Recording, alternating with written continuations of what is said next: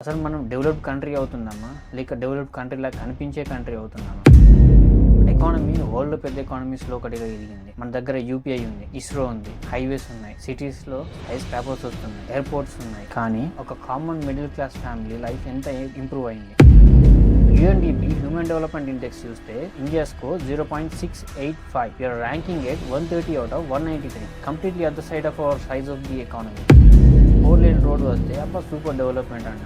ఒక ఎయిర్పోర్ట్ కడితే India develop అయిపోయింది అనుకుంటాం. ఒక 50 floor బిల్డింగ్ వస్తే అబ్బా ఇండియా అమెరికా అయిపోయింది అనుకుంటాం. ఇది డెవలప్మెంట్ కాదు. అన్ని గవర్నమెంటే కాదు, మనకు కూడా సోయి ఉండాలి. బెటర్ గవర్నమెంట్ సర్వీసెసే కాదు, మనము బెటర్ సిటిజన్గా ఉండడం కూడా ఈక్వల్లీ ఇంపార్టెంటే. సో మన అచీవ్మెంట్స్ గురించి తక్కువ చేసి మాట్లాడే అవసరం లేదు, ప్రౌడ్గా ఫీల్ అవ్వాలి. But the story doesn't end here. ఇక్కడే అసలు ఇంట్రెస్టింగ్ పాయింట్ వస్తుంది. అందరికీ హ్యాపీ ఇండిపెండెన్స్ డే.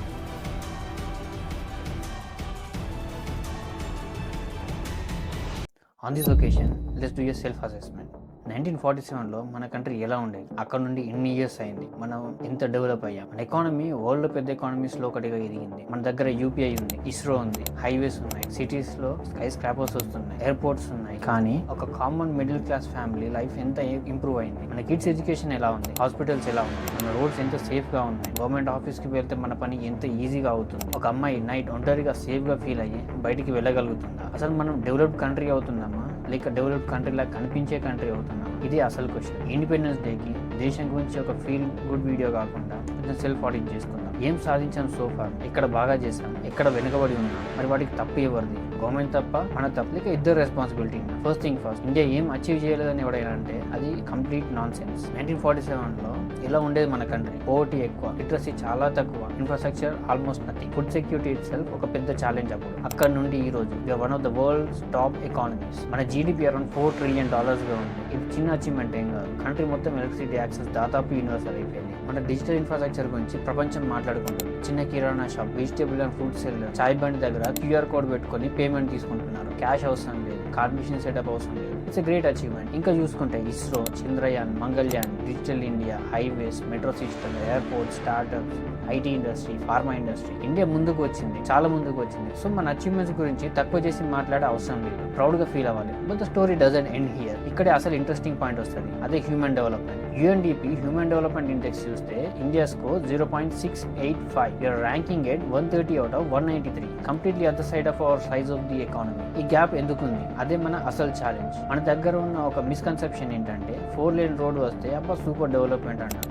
ఒక ఎయిర్పోర్ట్ కడితే ఇండియా డెవలప్ అయిపోయింది అనుకుంటాం. ఒక 50 floor బిల్డింగ్ వస్తే అబ్బా ఇండియా అమెరికా అయిపోయింది అనుకుంటాం. ఇది డెవలప్మెంట్ కాదు. డెవలప్మెంట్ అంటే ఒక ordinary middle class person life ఎలా ఉంది. ఒకసారి జర్మనీ, జపాన్, సింగపూర్, డెన్మార్క్ లాంటి కంట్రీస్ని చూద్దాం. వాళ్ళకి మనకి ఓన్లీ మనీ డిఫరెన్సే కాదు, సిస్టమ్స్. ఒక స్కూల్లో ఎడ్యుకేషన్ క్వాలిటీ, ఒక హాస్పిటల్లో treatment, public transport, road safety, animal connectivity, cleanliness, waste management, women safety, law and order, courts efficiency, government services, social trust. అంటే ఒక కామన్ మ్యాన్ రోజు ఎక్స్పీరియన్స్ చేసే లైఫ్, అది డెవలప్మెంట్. ఇండియాలో life expectancy 72 years, US and యూకేలో around 80 years. Electricity, roads, bank account, internet, cool water అన్నిటికీ ఇప్పుడు access ఉంది. అదే సరిపోదు, ఎంత క్వాలిటీగా ఉంది అది కూడా ఇంపార్టెంట్. మరి మన ఫెయిల్యూర్స్కి గవర్నమెంట్ని బ్లేమ్ చేద్దామా? కొంతవరకు అవును. మంచి పాలసీస్ చాలా డిఫరెన్స్ క్రియేట్ చేస్తాయి. ఒక మంచి ఎడ్యుకేషన్ సిస్టమ్ ఒక జనరేషన్ని మార్చగలదు.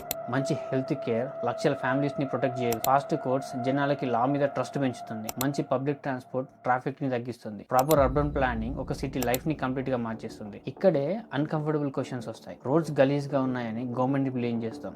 గార్బేజ్ తెచ్చి రోడ్ల పక్కన వదిలేసేవాడు మనమే. ట్రాఫిక్ రూల్స్ గురించి కంప్లైంట్ చేస్తాం. సిగ్నల్స్ మనమే జంప్ చేస్తాం. కరప్షన్ చాలా ఉంది అంటాం. మన పనులు త్వరగా అవ్వడానికి షార్ట్ కట్స్ వెతుక్కుంటాం. ఎక్కడ పడితే అక్కడ వాల్ పోస్టర్స్, బ్యానర్స్ వేస్తాం. క్యూలో నిలబడడం చేత కాదు, హార్న్ కొడతాం, హెల్మెట్ పెట్టుకోం, రాంగ్ సైడ్ డ్రైవ్ చేస్తాం. ఎక్కడ పడితే అక్కడ పార్క్ చేస్తాం. ట్రాఫిక్ రూల్స్ తెలియకుండా లైసెన్స్ తీసుకొని డ్రైవింగ్ చేస్తాం. అన్ని గవర్నమెంటే కాదు, మనకు కూడా సోయి ఉండాలి. బెటర్ గవర్నమెంట్ సర్వీసెసే కాదు, మనము బెటర్ సిటిజన్గా ఉండడం కూడా equally important. As you say every time India is great, yes it is. And India has achieved a lot.